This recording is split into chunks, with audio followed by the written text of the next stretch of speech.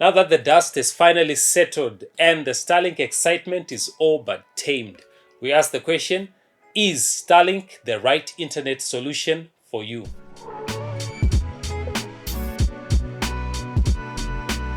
It's been a hectic few weeks since Starlink was officially launched in the country, and the demand for the service has been overwhelming for all parties concerned. For Starlink, the huge demand for the service meant that they couldn't keep up with the demand for the kits. For DHL Zimbabwe, their shipping partner, they got to do some real work for the first time, and sadly, they couldn't cope.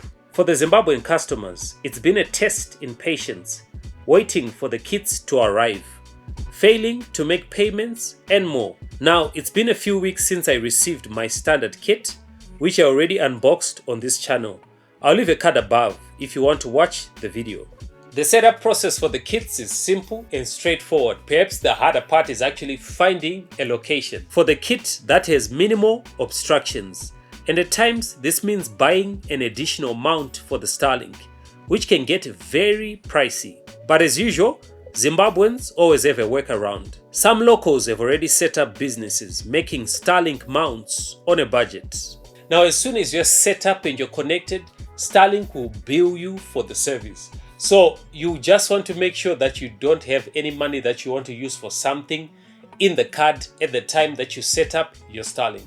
Now, talking about payments, this has been an issue for most Zimbabweans. For some reason, most cards in the country were not processing payments. Although I noted that most people failing to make payments had transferred their kits from neighboring countries. So if you have issues with your card, you might want to get in touch with your bank. Now, this review pertains to the standard Gen 3 kit on the $50 residential plan. Not sure if the experience is the same for those using the mini kit or on the residential light package, although some areas may overlap. On that note, I think it's worth making a distinction between the kits and the packages because they also affect the customer experience. For starters, the $350 standard kit performs better in terms of connectivity than the $200 mini kit, for the very fact that it has more surface area and better technology. In terms of power draw, the standard kit averages 60 watts, whilst the mini kit averages 40 watts. More on that later. Now, in terms of packages, there is the $50 residential package and the $30 residential light package. Now, both packages are unlimited. The only difference is network priority during peak hours. For example, when the network is congested, such has been the case in Harare, if two users are on the Starlink network and they are both downloading the same thing, one has residential package and the other one is a residential light package, the one with the residential package will be given more bandwidth, so their experience will be much better. Now picture this scenario with thousands of kits connected and some kits not even planned for. Now this situation explains what Harare Starlink users have been experiencing. Now imagine the scenario when you have the mini kit and the residential light package. Now talking about Harare, the capital city is currently at capacity. If you order right now, you are being placed on a waiting list until Starlink adds more capacity, which can take months. Luckily, they keep deploying more satellites every other week. Personally, I think it's a perfect opportunity for other players to introduce competitive packages at similar prices. Now, that being said, my experience with Starlink has been a mixed bag. There are things that I like and there are things that I definitely hate about Starlink. Okay, let me start with the things that I love. It's fast, very fast. And I don't mean fast as in running speed tests every other minute. I mean real world usage. Downloading 60 gig game in less than 6 hours. Streaming 4K with no buffer. No major outages and more.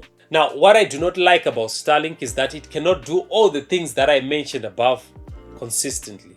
On top of that, the latency is too high, making it impossible to game competitively. On average, I'm getting roughly 190 milliseconds, which will get you killed every time. Actually, the latencies in Zimbabwe are the highest in the region so far. Hopefully, this is something that the Kenya ground station, which is being built, will resolve very soon. The upload speeds are also a very huge disappointment. If you're a content creator, you may end up getting very frustrated. There are a few other things that I don't like For example, out of the box, the Wi-Fi network coverage is not the best, but you can split the network for better coverage. I'll link a video above showing you how to do that. Outside of Harare, you can expect a great Starlink experience. I mean, they do say Starlink is perfect in a rural setting. Now, with the country currently experiencing power outages, it is wise for you to invest in a power station or some solar solution for your Starlink. Since the standard Starlink kit draws on average 60 watts, a 600 watt power station can power the Starlink for about 10 hours, give or take. It can also power the mini kit for about 15 hours since the mini kit pulls a maximum of 40 watts. Now, for all its shortcomings, given the option between the SmartBees 5 and Starlink, I'll take Starlink any day. For the very fact that I'm not limited to a 5 megabit speed and the 1 terabyte data cap. But if you're a company in Harare that requires a good internet connection with good upload speeds and good latencies, I would advise you to stay clear of Starlink. Unless maybe you're getting their business packages which have a higher priority than the residential packages.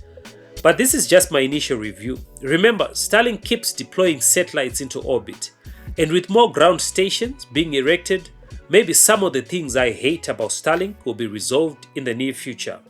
So, as it stands, do I think Starlink is the right solution for you? If you're outside of Harare, definitely get Starlink. If you can afford it, get it. If you're in Harare, it's a bit tricky at the moment because it's congested. And I'm thinking, I don't know when it will let up, because even if they add more capacity, we are likely to run out because there's so much demand in Harare.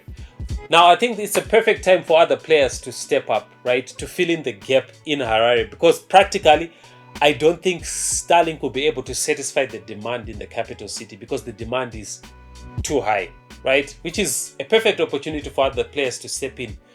SmartBees, if you can just remove that 5, I'm telling you, Econet will get to business. We'll come back to you rushing. But as long as you put that 5 megabit data cap, I don't think it's practical for anyone to engage your services, right? Now, there are also other players. I know PowerTel, they came up with a product. I haven't tested that one out. I'd like to see, but maybe you might want to look towards them if they have service in your area. So in the end, you have a decision to make. If you found this video useful, please give it a thumbs up. Otherwise, I'll see you in the next video.